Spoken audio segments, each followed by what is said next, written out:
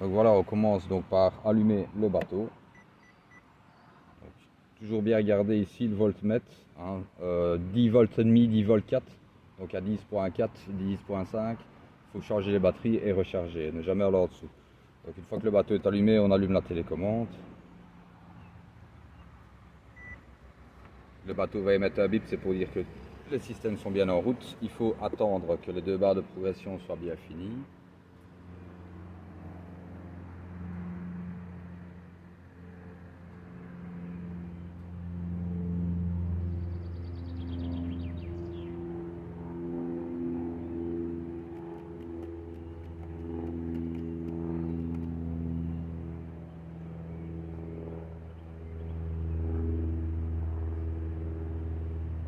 Voilà, là, on peut voir que tous les systèmes sont OK.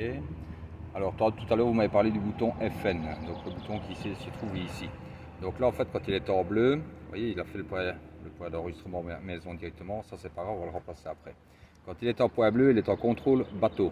C'est-à-dire qu'on a accès à toutes les fonctions pour piloter le bateau, pour enregistrer les points et vice-versa. Quand on va vouloir aller chipoter dans le menu du sondeur, il faut laisser son doigt appuyé sur FN. Et là, on va basculer en contrôle menu. Attention qu'il ne faut pas aller toucher à tout et n'importe quoi dans le menu. Si vous déréglez quelque chose qu'il ne faut pas, il faudra que le bateau revienne à l'atelier. Ce sera à vos frais, ça va coûter excessivement cher pour rien.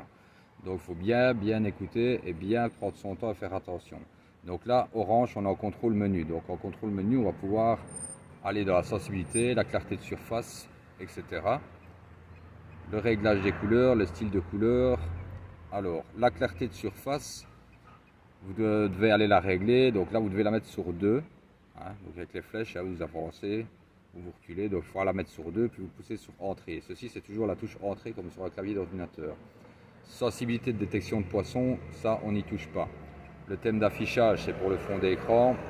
Bien sûr, c'est réglé d'usine, il ne faut pas y toucher. Le réglage des couleurs, ça c'est autre chose. Alors le style d'image, donc là, soit vous la positionnez, bien souvent d'usine il est sur le 1. C'est mieux de le positionner sur le 2 pour avoir un plus propre tracé. Donc là, vous le mettez. Alors après, ces couleurs de trajectoire, ça c'est pour les cartes. Le réglage avancé. Là, le réglage avancé, c'est assez spécifique. Donc si on veut aller dans le réglage avancé, on pousse sur Enter, on va le mettre en marche. Et là, il va demander d'une confirmation, donc on va pouvoir confirmer. Là, on aura accès à plus de menus. Donc on va pouvoir pousser, plutôt que de faire suivant, suivant, suivant, on va pouvoir pousser sur USR.